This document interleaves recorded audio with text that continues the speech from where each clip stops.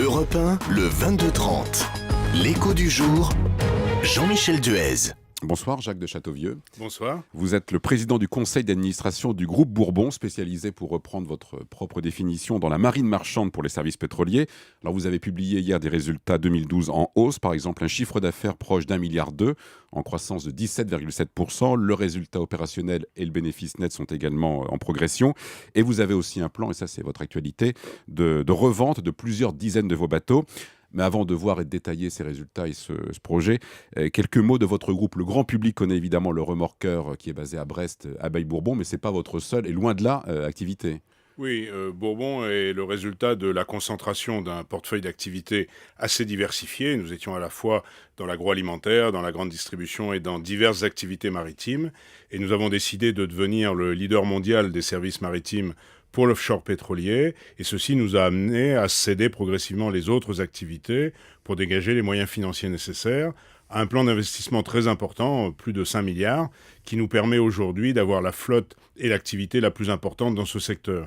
Il est vrai que nous avons conservé notamment les navires qui travaillent pour l'action de l'État en mer, les abeilles, non pas les abeilles portuaires qui ont été cédées en leur temps, mais les abeilles qui font la protection du littoral français.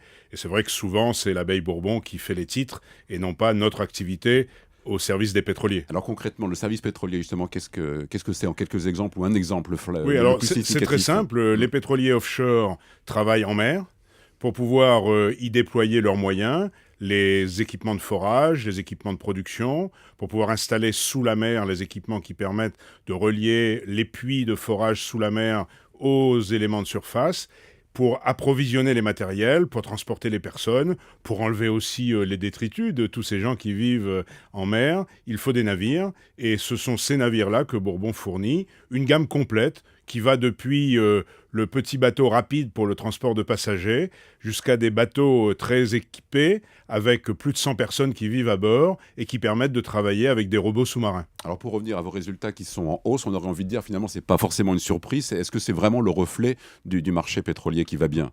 Oui, je crois qu'indéniablement, nous sommes en période de crise, comme tout le monde le reconnaît. Nous avons néanmoins un baril du pétrole qui est à plus de $100, et ceci depuis un certain temps.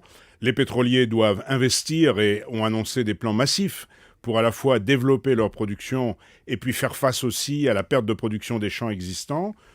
Pas tellement pour la demande dans les pays développés ou matures, qui est plutôt stable, mais surtout pour la demande dans les pays en développement rapide. Et c'est par rapport à cette demande-là, à ce momentum favorable du marché pétrolier, que la croissance de Bourbon doit s'apprécier. Et je crois que cette croissance, chez nous, elle est possible, parce que nous avions anticipé la construction des navires nécessaires pour satisfaire les besoins des clients. Car si nous n'avions pas eu de navires, la demande, elle, aurait été là néanmoins, mais ce seraient d'autres concurrents qui en auraient profité. Alors à propos de vos navires, d'un côté, vous avez pris livraison le mois dernier d'un bateau d'une nouvelle génération, que vous appelez Bourbon Evolution 800, IMR, pour inspection, maintenance, réparation.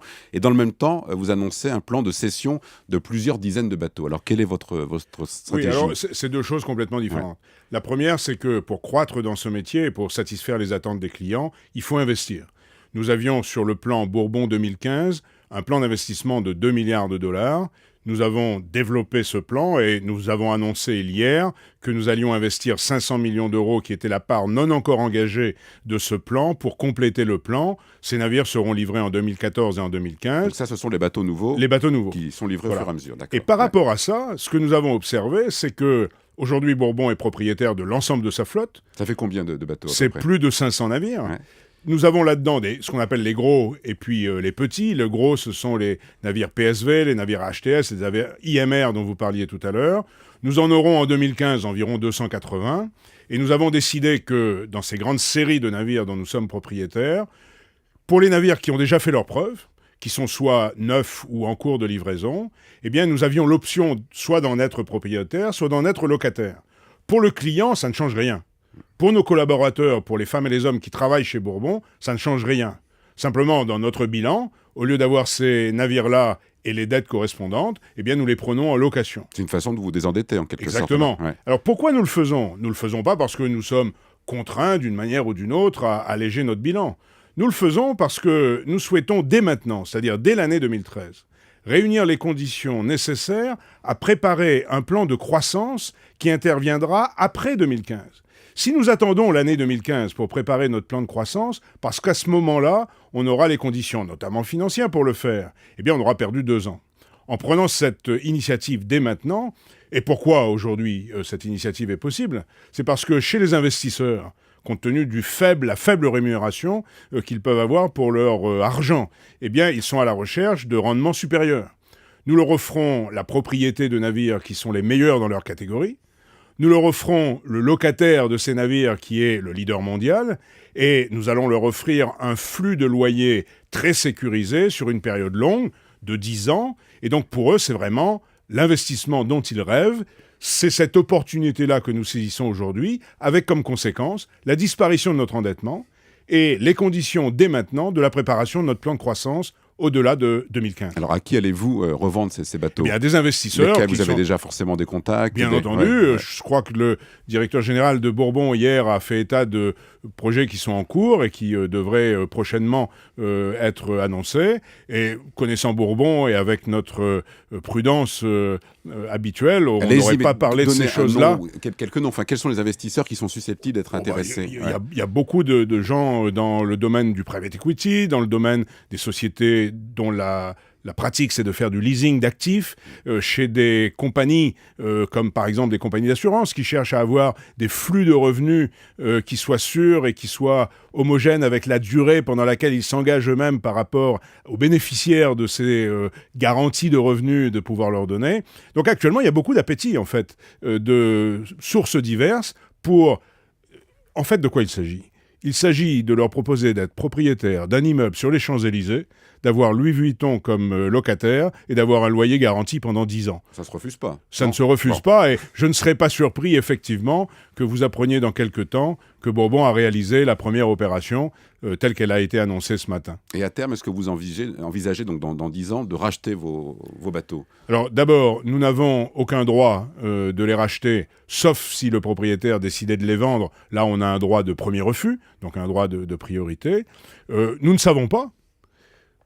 Faisons l'hypothèse que ces bateaux qui sont modernes et innovants aujourd'hui ne soient plus les bateaux innovants dans 10 ans et que les attentes des clients dans 10 ans nous poussent à concevoir, à imaginer, comme nous l'avons fait récemment, des navires de nouvelle génération. Et quelle est la durée de vie justement d'un bateau? Un bateau a une durée de vie de 20 à 25 ans.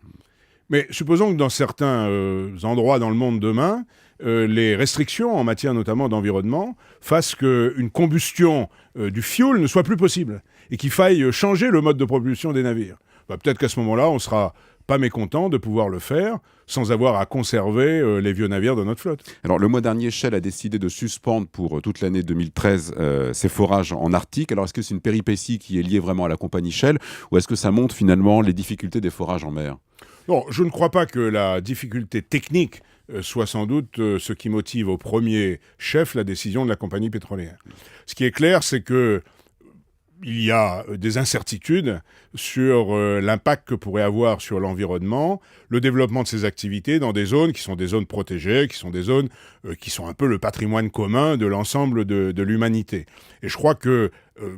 et ce n'est pas surprenant, que la compagnie pétrolière a voulu prendre des précautions par rapport à des développements qui pourraient poser un problème et qu'ils ne le feront peut-être un jour, ils le feront peut-être jamais, mais qu'ils le feront peut-être un jour lorsque les conditions de réalisation de ces développements pourront de façon certaine, à vue humaine, préserver l'environnement dans lequel ceci se fera. Mais est-ce que ça ne va pas inciter les États-Unis, par exemple, à réévaluer leurs autorisations de forage? Alors, il y a, vous savez, aux États-Unis, bien d'autres choses que les forages dans des conditions arctiques, puisqu'ils développent le gaz de schiste et le pétrole de schiste. Donc, je crois que la perspective qui est celle des Américains, à savoir de devenir autonome en énergie, ne plus dépendre sur de l'importation venant d'ailleurs, va plutôt se trouver du côté du pétrole et du gaz de schiste, et que ça n'a pas l'air d'être pour eux un élément stratégique fondamental que d'exploiter sous la banquise. Alors justement, comment vous voyez l'évolution des réserves de pétrole? Il y a encore quelques années, on se disait 20 ans, maintenant on a l'impression que l'échéance est beaucoup plus lointaine. Je crois qu'on ne peut pas mettre de limite à ce que la nature peut offrir. On ne peut pas non plus penser qu'il y aura une incapacité permanente ou qui ne pourrait pas être surmontée des hommes de trouver les techniques et les moyens d'exploiter ces ressources. Donc les réserves sont illimitées pour vous, a priori? Non, rien n'est illimité dans ce bas monde, mais les réserves qui aujourd'hui ne paraissaient pas accessibles, soit celles du gaz, parce que c'était là, du gaz de schiste, c'était une méthode de récupération, soit le pré-salt, qui a été, notamment au Brésil, une nouvelle frontière un peu des découvertes.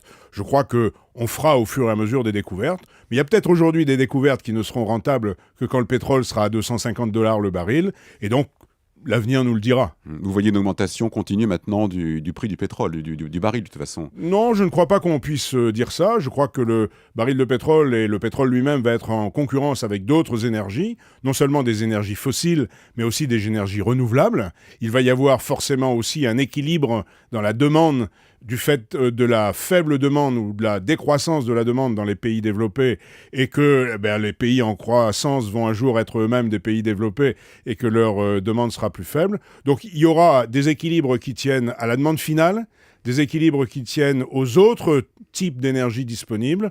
Et c'est ça qui fait le côté enthousiasmant, je dirais non pas le Far West, mais le Far Énergie, dans lequel nous jouons, nous, notre modeste part, et où nous devons être prêts, et c'est tout le sens du plan de transformation qui a été présenté hier, où nous devons être prêts à imaginer les métiers du futur et à nous transformer de manière à être prêts à apporter des offres, car il n'est pas écrit et coulé dans le marbre que Bourbon, ça doit faire des bateaux, rien que des bateaux et toujours des bateaux, au cours des dizaines de prochaines années. D'ailleurs, si vous regardez l'histoire de Bourbon, c'est pas ce qu'on a fait. Vous êtes parti du sucre. Mais est-ce que ça veut dire que dans le futur, vous préparez déjà l'après-pétrole?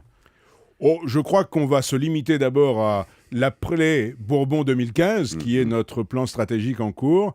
Et il est très vraisemblable que dans cet après-2015, la compétence que nous avons acquise dans les domaines des services aux pétroliers restera centrale.